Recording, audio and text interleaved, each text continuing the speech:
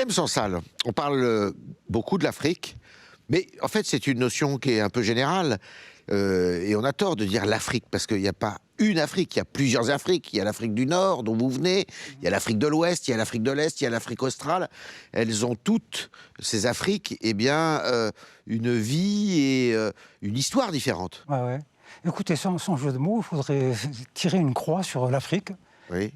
Le trait horizontal qui passerait au niveau du Sahel, donc de l'Atlantique à la mer Noire, et puis une verticale qui partirait, on va dire, du Sahel jusqu'à l'Afrique du Sud.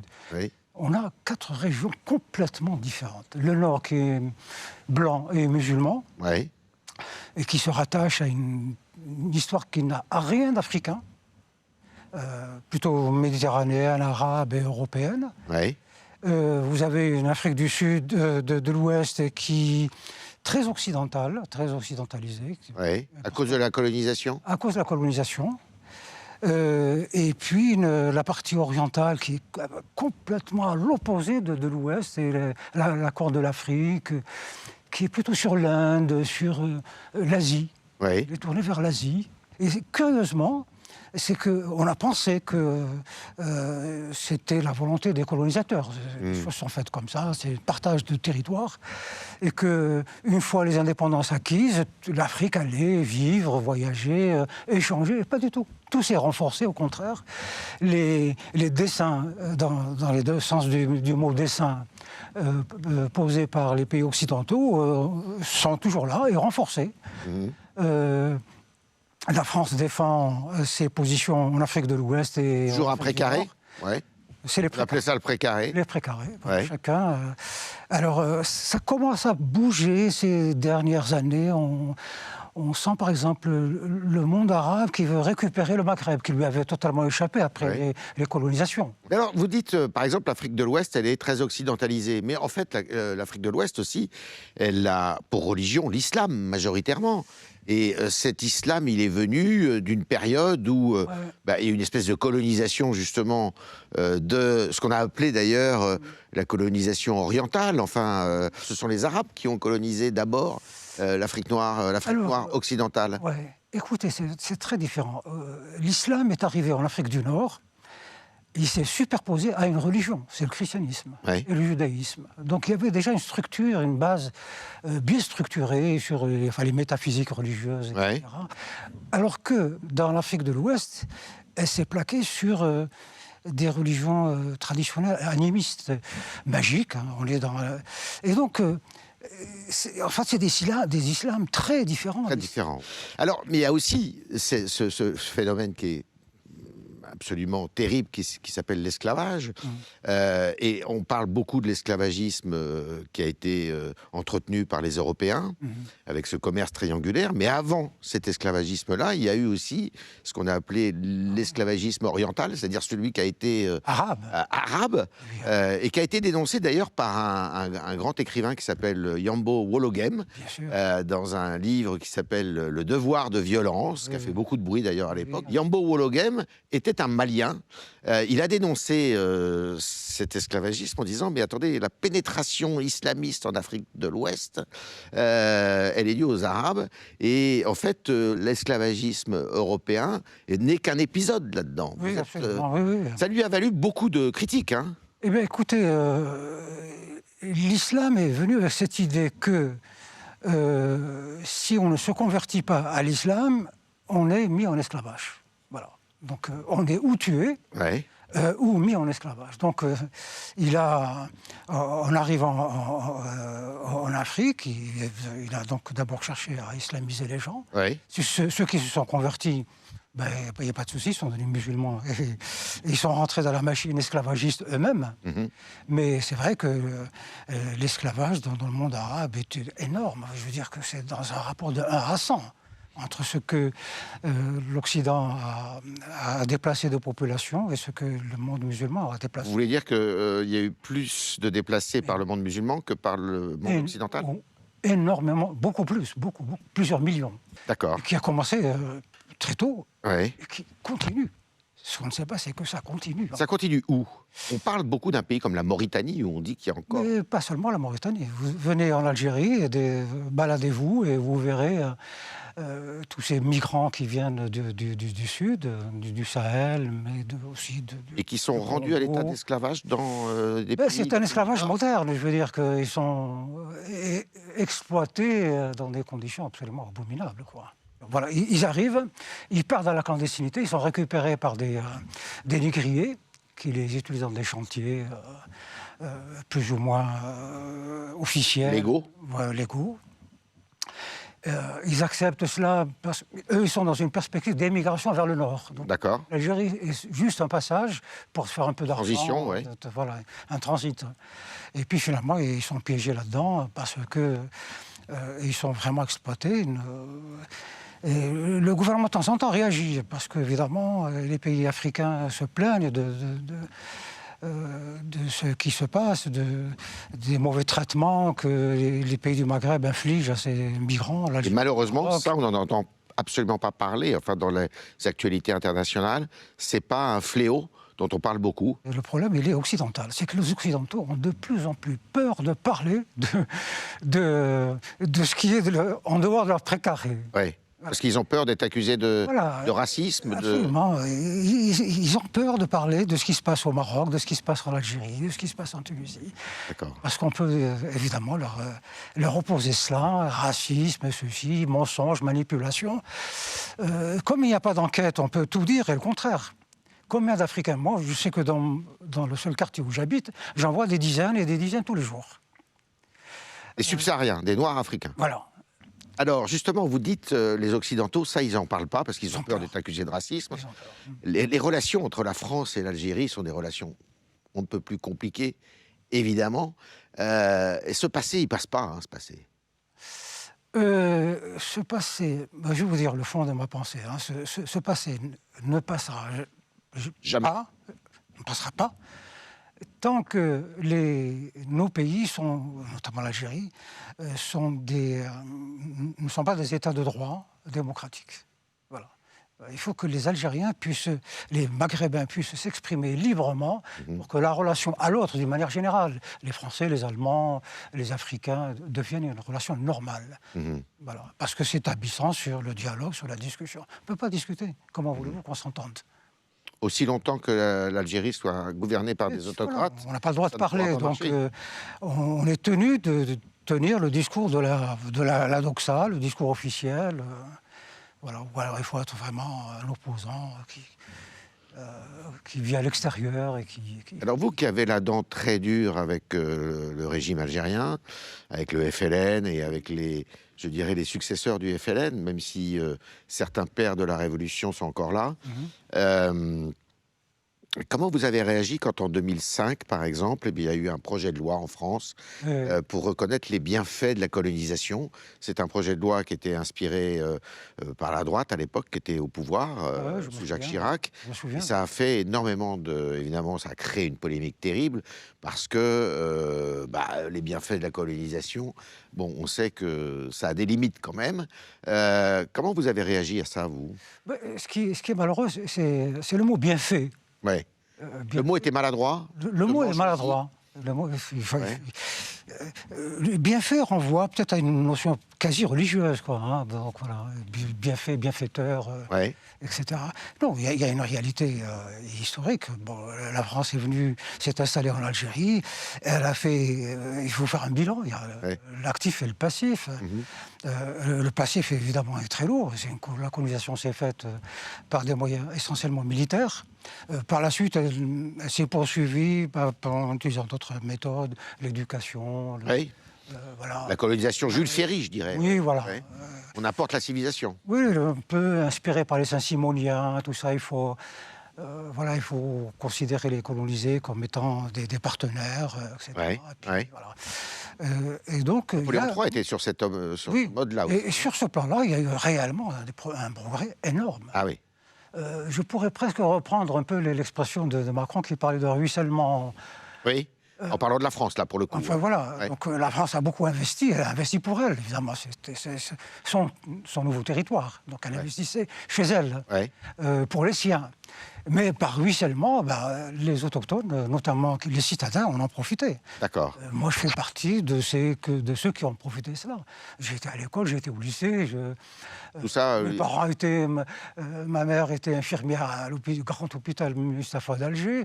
Mon grand-père était chef de gare. Et tout ça, c'est grâce à la colonisation qu'ils ont... C'est la conséquence, c'est pas grâce, c'est le ruissellement. Si le ruissellement, d'accord. Les gens ont profité.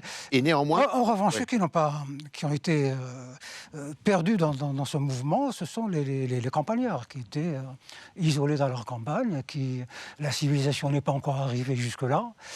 Et à qui on a peut-être pris leur terre aussi, non? Aussi, oui. D'accord. Il y a eu des spoliations énormes, bien sûr. Et qui ont donc été abandonnés, donc ils sont sortis de l'histoire, bloqués, voilà, comme ça, dans un espace-temps. Et ils ont été d'ailleurs les premiers à rejoindre les mouvements révolutionnaires. Ce qui est venu principalement des zones rurales. Les citadins ont rejoint beaucoup plus tard, contraint et forcé, je dirais. Donc ce passé passe mal, et d'ailleurs les présidents, quand ils vont en Algérie, en visite officielle ou en visite d'État, c'est jamais très simple, c'est toujours compliqué. On l'a vu encore récemment avec Emmanuel Macron, qui a eu du mal à fixer son agenda parce que le pouvoir voyait d'un mauvais œil ce qu'il pouvait faire ici ou là. On va regarder 2 ou 3 extraits, vous allez voir, de tout ça. La liesse est impressionnante, dépassant parfois les services d'ordre. Jacques Chirac est ici le président d'une France enviée pour son niveau économique, d'une France où de nombreux Algériens voudraient vivre, même s'ils aiment d'abord leur pays. Nous avons un passé commun. Il est complexe, douloureux, et il a pu parfois comme empêcher de regarder l'avenir. Alors voilà, Jacques Chirac, on se souvient, c'était en 2003, on demande des visas. Et Macron, finalement, c'est la même chose, on lui a demandé des visas aussi. C'est la même chose. Il y a eu le Irak, pourtant, il y a eu ce mouvement qui est né en 2019, populaire, plutôt bon enfant d'ailleurs, pour se révolter contre le régime, il y a eu une espèce de dégagisme qui était réclamé. Puis finalement, il y a eu la crise sanitaire et tout ça, ça a été enterré. Ça n'a jamais marché. Et le régime est toujours là. Je dirais l'état profond algérien est toujours là. La France officielle n'a jamais traité qu'avec le pouvoir. C'est un pouvoir de fait, il est là. Oui. Peut-être qu'à certaines... On voit une photo de l'Irak. Oui, voilà. C'est des photos, des démonstrations de rue qui avaient lieu tous les vendredis. Oui, tous les vendredis, oui. Ouais. Voilà, la France a fait le choix, la France officielle a fait le choix de traiter avec l'Algérie officielle. Le pouvoir de fait, c'est une dictature militaro-policière qui, comme l'a dit Macron, vit sur la rente historique. Nous sommes les libérateurs, nous avons libéré le pays nous appartient, nous sommes légitimes. Et voilà, c'est avec nous qu'il faut discuter. Nous représentons le peuple. Donc vous dites que la France a eu tort de continuer à parler avec le régime alors que la population se révoltait? Absolument. Qu'est-ce qu'elle aurait dû faire, la France, à ce moment-là, alors? C'est à eux d'inventer la voie. Les problèmes, évidemment, sont toujours très complexes. Voilà, il faut chercher. Essayer de travailler avec le pouvoir, bien sûr, parce que c'est un pouvoir de fait, il est là. C'est avec lui qu'on traite les grandes questions. Alors, vous dites un pouvoir de fait, mais c'est un pouvoir légal, quand même. Pas du tout. Pas du tout. Ni légal, ni légitime. D'accord. Il n'y a jamais eu une élection qui était des élections transparentes. Et il ne se maintient que par une répression quotidienne féroce. De plus en plus en ce moment. De plus en plus. Et donc Macron a eu tort d'aller là-bas? Moi, je pense que oui. Non, je ne dirais pas qu'il a tort. Il est mal conseillé et mal préparé. Mal préparé. Voilà. Il faut du temps, il faut préparer le terrain à différents niveaux. Il aurait dû tenter de rencontrer la société civile, ce qu'il n'a pas fait. Il n'a pas fait. Voilà. Et donc, vous remettez un petit peu en question aussi les conclusions de la commission Stora. Donc, la commission Stora, c'est une commission qui a été installée à la demande d'Emmanuel Macron par Benjamin Stora, qui est un grand historien, qui est lui-même natif d'ailleurs d'Algérie. C'est un juif d'Algérie. Il a créé cette commission et que cette commission est chargée justement de trouver les moyens d'apaiser les relations entre la France et l'Algérie. L'ouverture des archives, autant de choses comme ça. Ces conclusions, vous estimez qu'elles sont bonnes ou au contraire C'est pas ça qui a été convenu. Macron était roulé dans la farine. Ah oui. Il était question au départ que les deux gouvernements désignent chacun sa commission. Oui. Donc, commission française présidée par Benjamin Stora, qui s'est mis au travail et qui, un mois après ou 2 mois après, a rendu son rapport. Et il vaut ce qu'il vaut. Il n'y a pas eu l'équivalent en Algérie. Et en Algérie, le président a désigné, mais pas officiellement, un certain monsieur Chiri, qui est directeur des archives nationales et conseiller du président en matière d'histoire et d'archives. Oui. Il n'a réuni aucune commission et n'a pas produit une demi-ligne. Normalement, en France, ils auraient dû arrêter. Ils n'auraient pas dû commencer le travail avant que la partie algérienne ne commence elle-même. Voilà, c'est un travail à deux. Donc, en il s'est fait que d'un côté. Ouais. C'est unilatéral, cette affaire. Unilatéral. Et donc, du coup, c'est pas contradictoire. Donc, on ne peut rien dire du rapport de Benjamin Stora. Il faudrait le comparer à quoi? Si on avait un rapport Chiri, on dit, voilà où les points de vue se rapprochent et voilà où ils s'écartent. Et on aurait fait peut-être une 3e commission pour précisément ces points de divergence. Ça ne s'est pas fait. Il n'y a pas eu une seule déclaration, pas une réunion de la partie algérienne. Voilà. La partie française a été roulée dans la farine. Macron se retrouve avec un rapport. Que faire? S'il ne fait rien, il va déplaire à Alger. Alors, voilà, Benjamin Stora propose ceci et cela. Vous ne faites rien. Donc en fait, la politique et le discours des Algériens, c'est toujours plus loin, quoi, dans la repentance et dans la c'est la manipulation. La manipulation. Vous savez, le pouvoir algérien est issu d'une révolution. Ouais. C'est encore, il fonctionne sur le paradigme de la révolution, tout est caché. Vous savez, moi, c'est à la mort de Boumedienne que j'ai appris que M. Boumedienne ne s'appelait pas Boumedienne. C'était un nom de guerre. Que le patron des services secrets, M. Kazim Mirba, c'était pas son vrai nom. C'est un nom de guerre. Il y a beaucoup de gens qui vivent. Tout est dans le camouflage. C'est la culture de la révolution. Ils sont battus dans la clandestinité. Enfin, c'est une armée très puissante, des services secrets très puissants. Et donc, voilà. Et c'est resté. Et c'était tellement bénéfique, alors je reprends le mot bienfait, c'était tellement bénéfique pour le pouvoir qu'il a gardé la chose. On ne sait pas qui décide en Algérie, on ne sait pas qui se réunit avec qui représente qui représente quoi et pourquoi. Et puis il joue au domino à longueur de journée. Voilà, pour ça, je voudrais qu'on revienne sur... il y a l'Algérie en Afrique. Souvent, l'Afrique, elle n'a pas très bonne presse de par le monde, parce que, pour des raisons multiples et variées. Et pourtant, elle a beaucoup d'atouts. Elle a une richesse de sous-sol, elle a une population jeune. Néanmoins, elle souffre de multiples maux, ici ou là, la famine, le réchauffement climatique. Et puis, alors, il y a un de vos chevaux de bataille, c'est l'islamisme. En 1999, vous sortez un livre, Le Serment des barbares, qui va faire beaucoup de bruit quand même. Et c'est là où vous alertez, d'une certaine façon, vous alertez un peu l'Occident avec ce livre sur les ravages que ça peut faire. Oui, absolument. Oui. C'était pourtant très visible. Hein. L'islam est une entité qui a sa propre vie. L'islam est un processus historique qui avance, avec ou sans nous, il avance. Donc, le monde musulman a vécu le démantèlement de l'Empire ottoman comme l'humiliation suprême. C'est-à-dire l'islam était en train de mourir, il perdait ce qui était son essence même, le calife. Donc au début du XXe siècle. Représentant de Dieu et du prophète sur terre. Alors les Occidentaux ont fait une erreur colossale, c'est d'enlever le calife. Il fallait le garder. Même comme ça, attaché à sa chaise, il fallait le garder. Un symbole. Et à cette époque est née cette humiliation, a créé un mot qui a fait florès dans l'ensemble du monde musulman, c'est le mot Nahda, qui veut dire renaissance. Il faut absolument se battre pour remettre l'islam sur ses rails. Donc il y a un problème religieux. Voilà. Et les religieux se sont mis à travailler. Comment remettre l'islam dans sa... Une espèce de revanche. Après coup. Prophétique. Donc reprenons le chemin qui est le sien. Et de l'islam, on est passé à l'islamisme après, alors. C'est la même chose. L'islamisme est un mot inventé qui vient de l'islam en France pour ne pas froisser les musulmans, quoi. C'est un mot qui n'existe pas dans le monde musulman. Moi, j'ai jamais entendu le mot islamisme en Algérie. On parle de bons musulmans et de mauvais musulmans. Et alors vous dénoncez tout cela, et vous en avez écrit, vous avez une œuvre qui est extrêmement riche, très intéressante, passionnante, et vous continuez à vivre en Algérie. Ouais.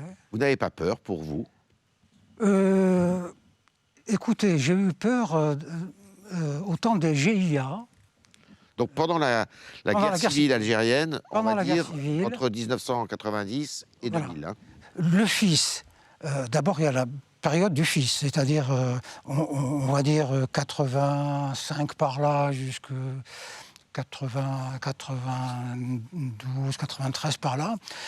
Les islamistes ont cherché à s'attirer les bonnes grâces des élites. Parce qu'ils ont dit, on va arriver au pouvoir et on a besoin de ces gens-là. Nous étions pour eux des coopérants techniques. Et puis, le fils est passé, arrivent les GIA. Les GIA, c'est simple, c'est très brutal. Qui n'est pas avec nous est contre nous. Voilà. Et donc là, si vous manifestez que vous êtes contre eux, vous devenez un ennemi. Voilà. C'est comme ça que... Là j'ai eu peur parce qu'ils ont créé une section spéciale qui s'appelait le FIDA, le Front islamique de je ne sais pas quoi, chargé spécifiquement d'assassiner les journalistes, les intellectuels. Voilà, et ils en ont tué. Et maintenant? Pas mal. Et puis, changement de... Et puis, ensuite, les GIA ont été... dissous. Voilà, ratiboisés, c'était fini. Les islamistes, maintenant, sont dans sur la même longueur d'onde que les islamistes en France. C'est-à-dire, l'agite propre dans les banlieues, on s'installe, on travaille avec les autorités. C'est de l'entrisme. C'est de l'entrisme, et tout le reste est caché. Je voudrais quand même dire, parce que vous êtes assez sombre dans le constat que vous faites, mais vous êtes aussi assez optimiste pour l'avenir. Et vous gardez en tous les cas espoir, parce que vous avez écrit en 2021 un livre qui s'appelle « Lettres d'amitié, de respect et de mise en garde aux peuples et aux nations de la Terre ».